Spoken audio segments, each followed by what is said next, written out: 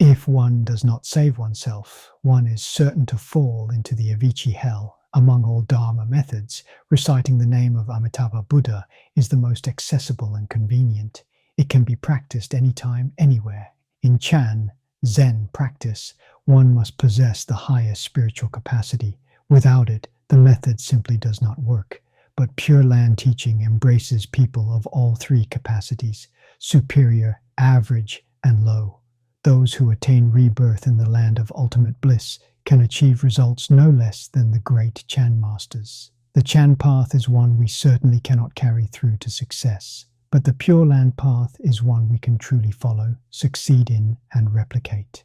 It is a proven, reliable path to liberation for ordinary beings like us. One must resolve to save oneself. If you do not save yourself, you are certain to fall into the Avicii hell. Let us reflect calmly in our daily lives through our actions, speech, work, and relationships. How many wrongs have we committed, knowingly or unknowingly? According to the Buddha's teachings, the 5 gravest offenses and the 10 evil deeds are sins that lead directly to hell. Review them one by one. The 10 evil deeds: killing, stealing, sexual misconduct. Broadly speaking, misconduct refers to excess. Any act done with excess is considered misconduct. False speech, divisive speech, frivolous speech, harsh speech, greed, anger, and delusion. Even if you haven't committed the 5 gravest offenses fully, being unfilial to your parents is only one step below killing them. Disrespecting teachers and showing contempt for the Dharma, as our teacher Mr. Lee harshly put it, is to mock the Dharma. Such a person isn't truly here to learn Buddhism, but merely to make light of it. This kind of offense leads directly to hell. As for creating division within the Sangha, have we done that? Only sincere and quiet self-reflection can reveal the truth. Which path are you truly walking in this life? The 10 Dharma realms, 10 distinct paths, lie before you. Which one are you taking? You can deceive other people, but you cannot deceive karmic causality. You cannot deceive the Buddhas and Bodhisattvas, nor can you deceive the spirits of heaven and earth. Suicide and murder inevitably lead to falling into hell. What is evil? Conduct that goes against reason and truth. When your thoughts, speech, and actions contradict proper principles and the Dharma, sentient beings, upon encountering external conditions, become deluded and act on emotion. This delusion and emotional impulsiveness lead to the creation of the 10 evil deeds mentioned below. The first is killing. This includes suicide, that is, personally taking a life with your own hands. This is called suicide, instructing others to kill, even if you don't kill with your own hands. If you give the order for someone else to take life, that is also killing, destroying the lives of all sentient beings. Among all acts of killing, killing a human being is the gravest. There is no one who kills a person and does not fall into hell. Stealing, sexual misconduct, false speech, double-tongued speech, harsh speech, flattering speech. The second is stealing, taking others' possessions without permission. The third is sexual misconduct, one of the 3 unwholesome actions of the body. Next are the 4 unwholesome actions of speech. False speech, deliberately speaking lies to deceive others, spreading falsehoods to stir up trouble and mislead people. Double-tongued speech, sowing discord by saying one thing to one person and something else to another. This creates conflict and makes people turn against each other. The instigator benefits from their strife. Harsh speech, speaking in a rude, hurtful, and unpleasant manner, using words that insult and provoke others, causing them distress. Flattering or deceitful speech, frivolous speech, using flowery, clever words to deceive. Sweet talk that hides dishonesty. Why did Emperor Taizong of the Tang Dynasty fall into the Avicii hell? Emperor Taizong was a good emperor, but look, After his death, he appeared through spirit possession and told us he had fallen into Avicii hell, the hell of uninterrupted suffering. People asked him, "Why would you fall into hell? Weren't you a good emperor?" Even a good emperor, if he commits offenses worthy of hell, must face the consequences. There is no exemption from karmic retribution just because one ruled well. They asked him, "What kind of offenses did you commit to deserve such a hellish fate?" He replied, "Killing." At the end of the Sui dynasty, the government was corrupt. Warlords rose up everywhere to seize power. Taizong was one of them. He defeated all the others and killed them. That's how he became emperor. Such massive killing created the karma for Avicii hell. Every thought you give rise to, it knows. Who can you possibly deceive? Dr. E. Haleakala, Hugh Len from the United States, a practitioner of the ancient Hawaiian healing art Ho'oponopono, taught that there is nothing in all of heaven and earth that is not alive, nothing that is not organic in nature. This idea finds deep confirmation in both Buddhist scriptures and quantum physics. In Buddhism, we understand that every form of matter, no matter how small or seemingly insignificant, contains the five aggregates: form, feeling, perception, volition, and consciousness. Feeling means sensation, awareness. In other words, what we today call organic refers to being alive, not dead. Every object, even a speck of dust, a blade of grass, is alive. It sees, it hears, it feels. Every thought and intention you give rise to, it knows. So ask yourself, who can you possibly deceive? This is called true repentance. The commentary says, even those who have committed the 5 gravest offenses and the 10 evil deeds, if they recite the Buddha's name at the time of death, will surely be reborn in the Pure Land according to their vow. Such is the inconceivable excellence of this Dharma door. Committing the 5 gravest offenses and the 10 evil deeds is considered hopeless, but encountering the Pure Land teaching can bring salvation. The question is, does the person believe it or not? Can they truly change their ways? If one truly believes and truly repents, repentance means turning back. It means never committing those deeds again.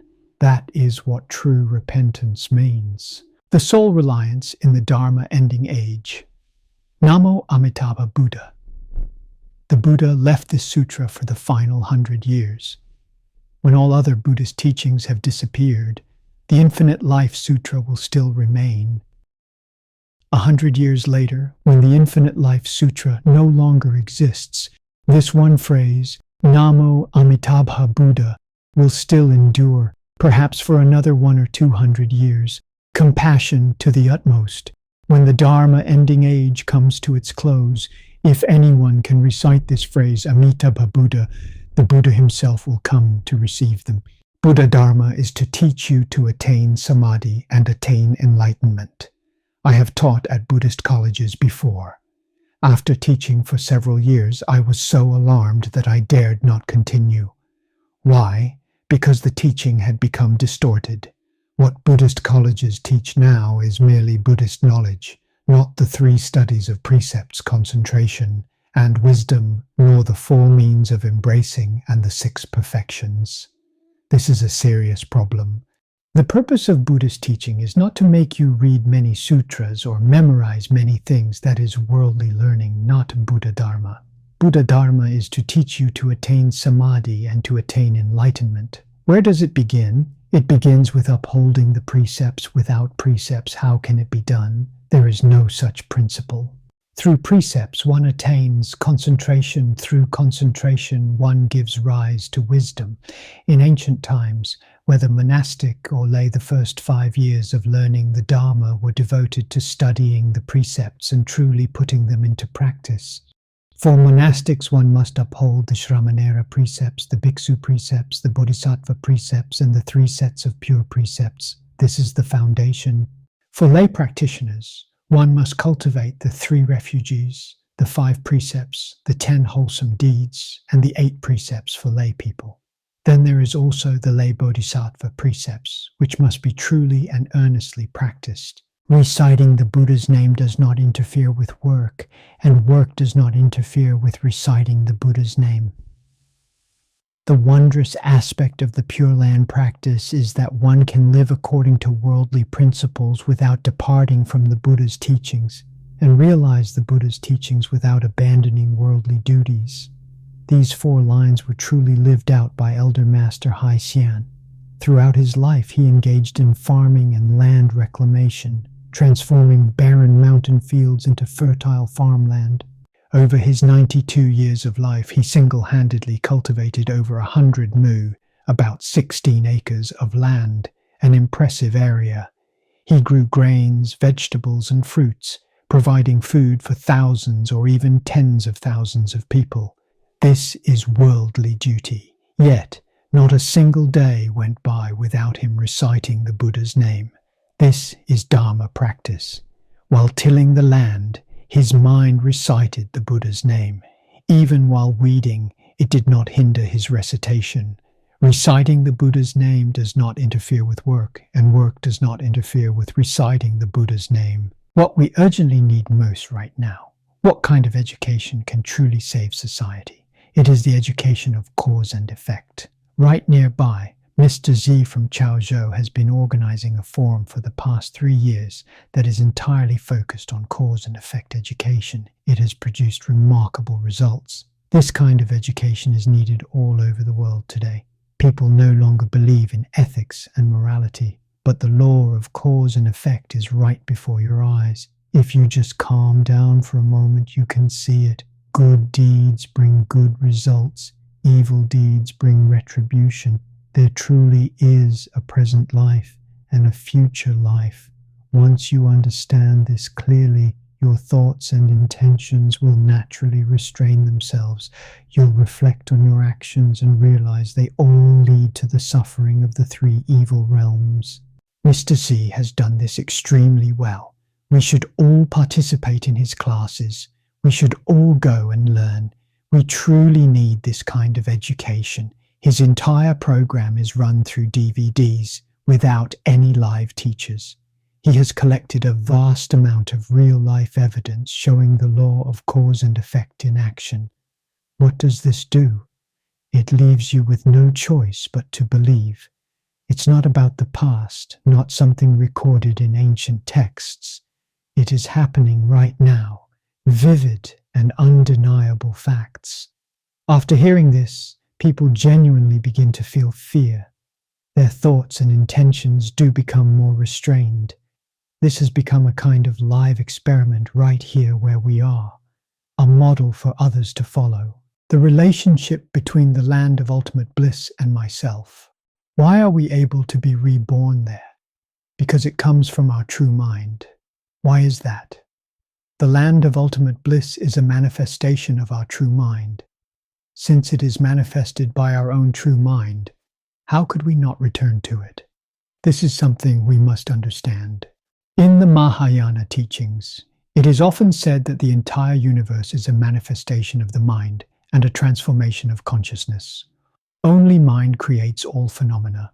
Only consciousness transforms them.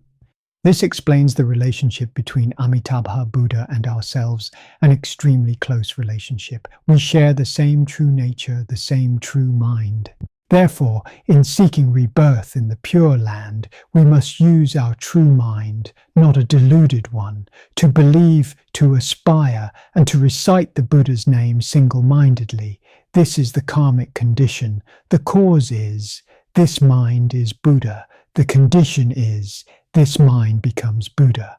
Right now, I am thinking of going to the land of ultimate bliss to become a Buddha. Encounter this sutra, and all requests will be granted. If there are sentient beings who encounter this sutra, whatever they wish for, they can all attain liberation. Encounter means to meet with. As long as you are able to encounter this sutra, if you seek rebirth in the land of ultimate bliss, you will surely attain liberation. If you do not seek rebirth, but instead wish for worldly fame and fortune, will it work? Yes, it will. Within the Buddha's teachings, all sincere requests receive a response. If you seek promotion, seek wealth, seek physical and mental well-being, family harmony, or success in your career, this sutra can help with all of these. This is because this sutra accords with the realities of society, illuminating both the worldly and the transcendent, harmonizing phenomena and principle, embracing both ordinary beings and sages, revealing that the mind and the Buddha are not two. Thus, it can long endure and remain alone in the Dharma ending age. Indeed, in the Pure Land teaching, all true requests are answered. But the very foundation of all this is the education in cause and effect. The splendor of the Buddha lands comes from teaching. The pure, beautiful, and magnificent lands of Buddhas and Bodhisattvas, how did they come into being? They were achieved through teaching. Every Buddha and Bodhisattva teaches the Dharma. Not a single one refrains from doing so. The flourishing of Buddhism in Sri Lanka truly comes from the efforts of their Dharma teachers, the monastics. Every monastic is capable of giving Dharma talks, and each one takes on the mission of teaching. There are over 10,000 temples across the country. Every Sunday they open their doors for the public to come and learn. I once visited a temple without giving prior notice because I wanted to see the reality for myself. Upon entering, I saw over 3,000 people there that day, mostly students, all neatly dressed. They were seated in small circles, each group surrounding a Dharma teacher giving a talk. There appeared to be more than 30 Dharma teachers. Inside the halls, along the corridors, even in the open spaces, everywhere was filled with people sitting and learning. The orderliness was truly touching. While we were visiting, the students remained fully focused on the lessons. They didn't whisper to each other or turn to look at us. None of that happened. They stayed calm and concentrated on their study. What we saw was deeply moving. We had never seen anything like it before. This is truly a Buddhist country. We advocate for unity among religions. Religions should learn from one another. All world religions are one family. We must resolve conflicts between religions and not allow any form of religious conflict to occur. Such conflicts leave the worst impression on the world. Religions must coexist in harmony. Over the past decade or so, our efforts in this area have been effective. In fact, we have succeeded. Now it is time to expand and promote these achievements further. In the year 2000, I immigrated to Australia. There, the national leaders hoped I could help unite religions and ethnic groups. Over these past 10+ years, some progress has been made. The small town where I live was the first to come together in unity. This town is a model of multiculturalism. Though its population is small, only about 120,000, it is home to over 80 ethnic groups, more than 100 different languages, and more than a dozen religions. It is truly a multicultural city. After 10 years of effort, we have set a good example for others. In this small town, religious communities have united. Religious leaders took the lead, and together we transformed this town into the first harmonious multicultural city in the world. This was a real success, and it brings us great joy and comfort. We hope to continue promoting this model so that every city can follow suit. If that happens, the world will become harmonious, and the ideal of a world of great unity and peace can truly be realized. The key to all of this is education. The semblance Dharma lasts 1,000 years. The degenerate Dharma lasts 10,000 years. The Sutra says, in the age to come, when the Dharma and its path have been entirely extinguished, I, out of great compassion and pity, will specially leave behind this sutra to remain in the world for 100 years. Any sentient beings who encounter this sutra, whatever they wish for, can be liberated. Truly, this is the essential Dharma method by which all sentient beings in this world and other lands may leave suffering, attain happiness, and ultimately achieve Buddhahood. Now let us look at the original explanation by Venerable Master Nian. Therefore the Sutra says, this is clearly stated in this very Sutra, in the age to come refers to the time when Shakyamuni Buddha's Dharma propagation has come to an end. The influence of Shakyamuni Buddha's Dharma, as we now understand it, spans the entire world and lasts for 12,000 years. According to the sutras, the true Dharma age lasts 1,000 years, the semblance Dharma age lasts 1,000 years, and the degenerate Dharma age lasts 10,000 years. The terms true, semblance, and degenerate represent phases of decline. The true Dharma age is nearly equivalent to the time when the Buddha was still in the world. It maintains the authentic appearance and essence. The semblance Dharma is already in decline, no longer as true as the former. The degenerate Dharma is in further decline, inferior even to the semblance Dharma. This degenerate Dharma age spans 10,000 years. According to the records of Chinese patriarchs and great virtuous masters, the first 1,000 years of this 10,000-year period has already passed. We are now in the second 1,000-year phase. This means there are still 9,000 years to go. During these 9,000 years, the Dharma will not be completely extinguished.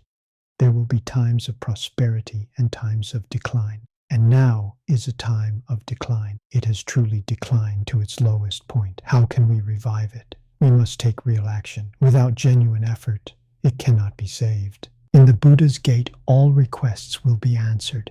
In the Platform Sutra, we read about the first time Master Huineng met the fifth patriarch. The fifth patriarch asked him, "What have you come here to seek?" He replied, "I only seek to become a Buddha." He sought nothing else, not wealth or high status, only Buddhahood. The fifth patriarch truly fulfilled his wish. If even Buddhahood can be attained through seeking, how could there be anything else one cannot obtain? Therefore, in the Buddha's gate, all requests will be answered. Seeking wealth, wisdom, health, or longevity, there is no person in the world who does not desire these things. In this sutra, all of them can be attained. Your wishes can be fulfilled. It is truly inconceivable. How vast is a 3,000 great thousand world? This world of ours, the domain where Shakyamuni Buddha teaches, is called a 3,000 great thousand world. But how large is it? Elder layman Huang Nian once explained to me, according to the scriptures, a unit world corresponds to what modern astronomers call a galaxy. One small thousand world equals 1,000 galaxies. One middle thousand world equals 1,000 small thousand worlds.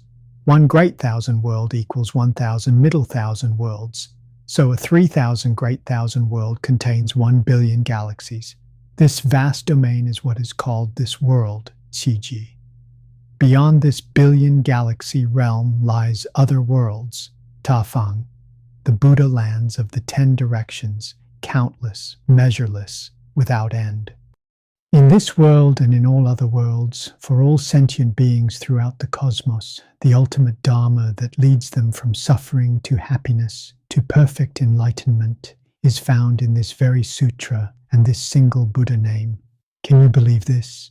If you can, that faith itself is the sign of great virtue and vast good roots. It means that in this very lifetime you are assured of rebirth in the Pure Land and of becoming a Buddha.